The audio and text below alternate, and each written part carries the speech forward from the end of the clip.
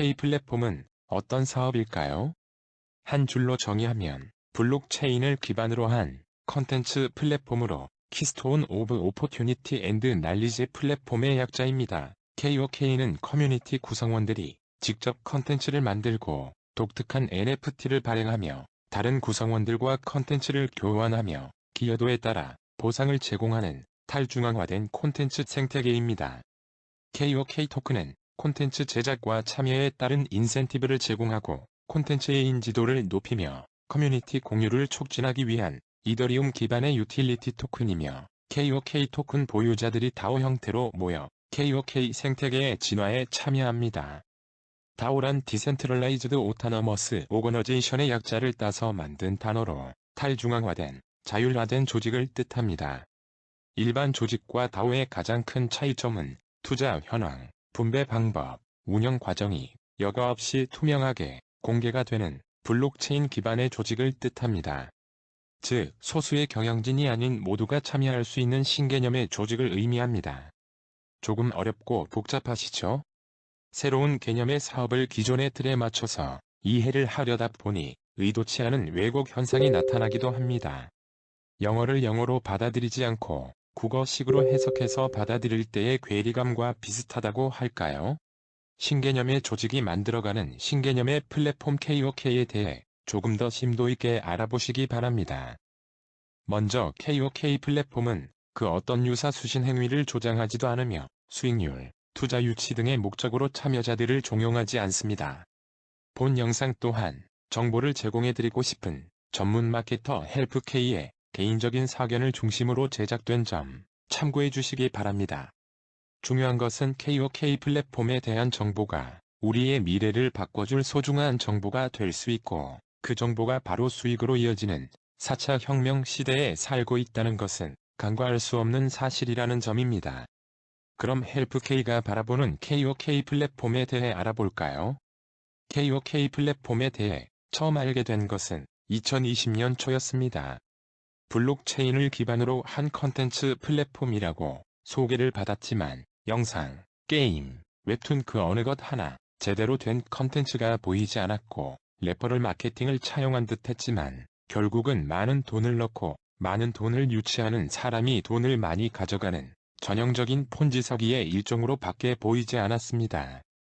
그 후로도 시간이 흐르고 KOK 플랫폼이 성장해 가면서 많은 사람들이 헬프K에게 KOK 플랫폼의 멤버가 되길 권유했지만 이미 선입견으로 가득 찬 상태에서 그 무엇도 긍정적으로 보이지 않았습니다.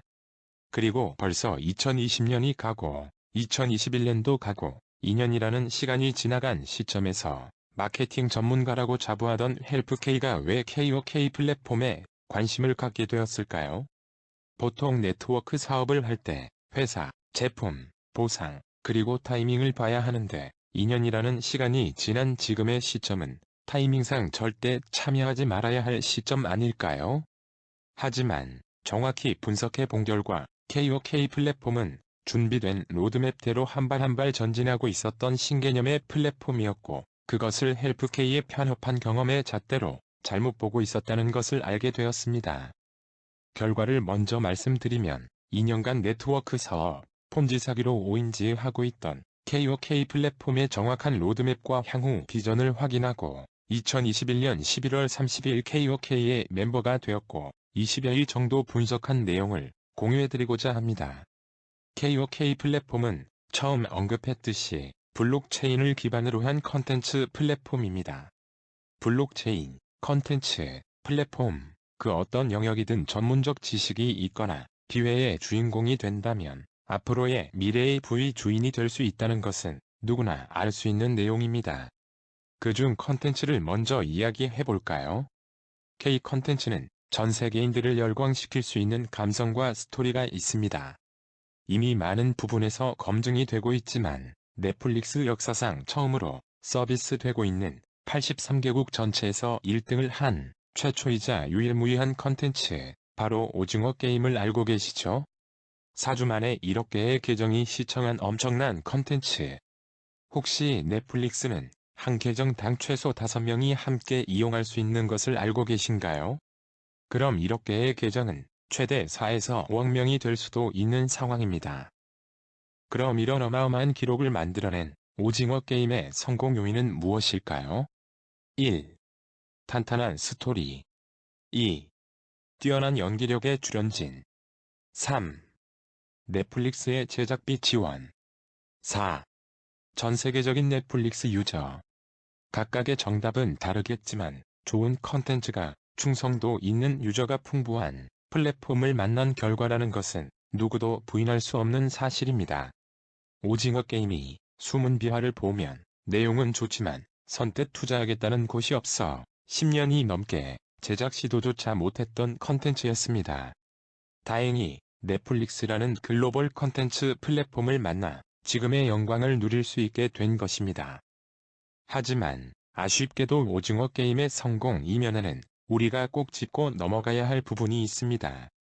첫 번째, 오징어 게임에 200억이라는 비용이 투자되었지만 그로 인해 발생한 24조 원의 시가총액 증가는 고스란히 넷플릭스의 몫으로 돌아갔습니다. 아무리 좋은 컨텐츠를 만들어도 그 수익은 거대 공룡 플랫폼이 독식하는 구조, 하지만 울며 겨자 먹기 식으로 그 공룡의 선택을 기다려야 하는 구조. 우리의 K 컨텐츠를 응원하고 함께 성장할 우리의 플랫폼이 꼭 있어야 하는 이유입니다. 두 번째, 넷플릭스가 서비스되고 있지 않은 중국에서도 오징어 게임이 불법으로 유통되며 60여 개가 넘는 사이트에서 영상이 공유되고 어마어마한 컨텐츠 관련 굿즈 불법 제작으로 인해 중국이 엄청난 수익을 올리고 있는 상황. 컨텐츠의 저작권이 보호되지 않는 이런 현실을 어떻게 받아들여야 할까요? 이런 불법적인 유통을 원천적으로 차단할 수 있는 블록체인 기반의 플랫폼이 꼭 있어야 하는 이유입니다. 물론 그럼에도 불구하고 KOK 플랫폼이 이러한 상황을 해결해 줄 수 있는 현실적인 또는 유일한 대안이냐 라고 반문하시는 분이 많이 계십니다. 헬프K 또한 그런 입장에서 사업에 동참하지 않았던 것도 사실이고요. 플랫폼을 만드는 것은 누구나 할 수 있지만 유저를 모으고 그 유저들의 높은 참여도를 통한 파괴력을 내는 것은 결코 쉬운 일이 아닙니다. 우리가 쉽게 경험해왔던 여러 가지 플랫폼을 살펴볼까요? 1. 카카오톡. 카카오톡은 문자 한 통에 20원씩 비용이 나가던 시절 문자를 무료로 쓸 수 있게 해준다며 야심차게 통신 3사의 도전장을 내민 꼭 필요하지만 너무나도 무모해 보였던 신생업체였습니다.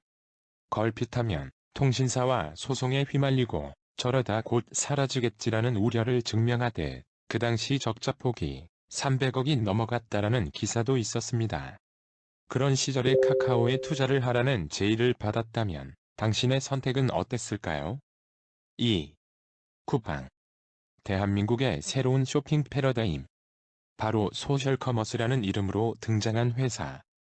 지금은 모두 쿠팡을 대명사처럼 기억하지만 불과 몇 년 전만 하여도 쿠팡, 위메프, 티몬, 세 개 회사가 대등하게 경쟁을 펼치던 시장입니다.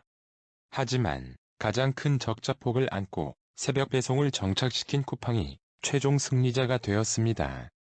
쿠팡의 적자가 늘어나며 위태로운 시기, 당신은 투자를 결정할 수 있었을까요?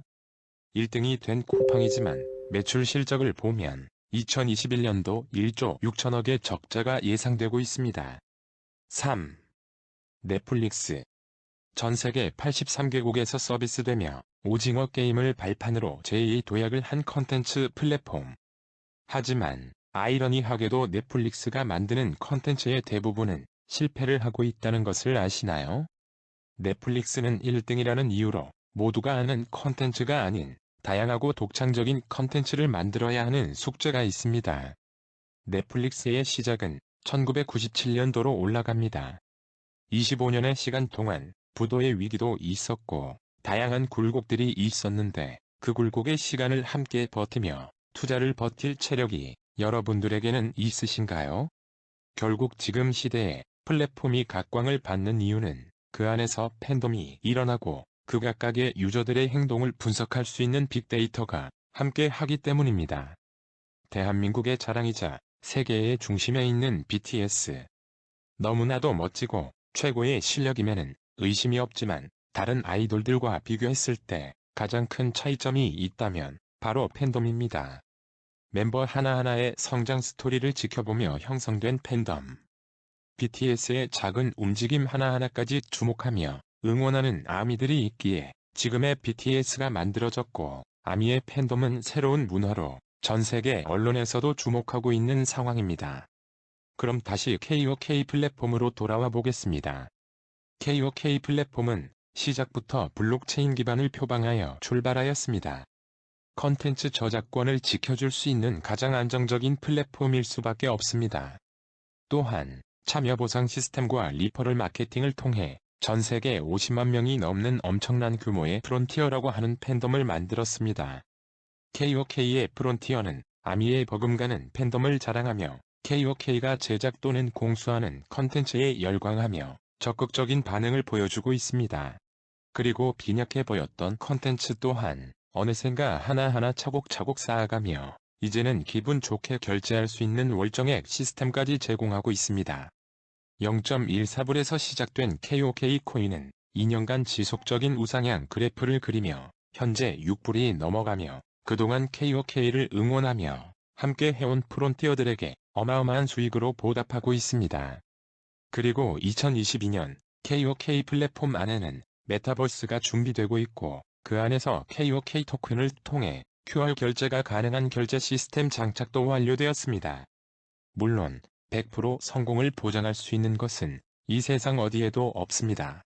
하지만 분명한 것은 KOK 플랫폼은 많은 것을 준비해왔고, 약속한 방향에 따라 한 발 한 발 전진하며 지금의 결과를 만들며 미래를 준비하고 있다는 것입니다.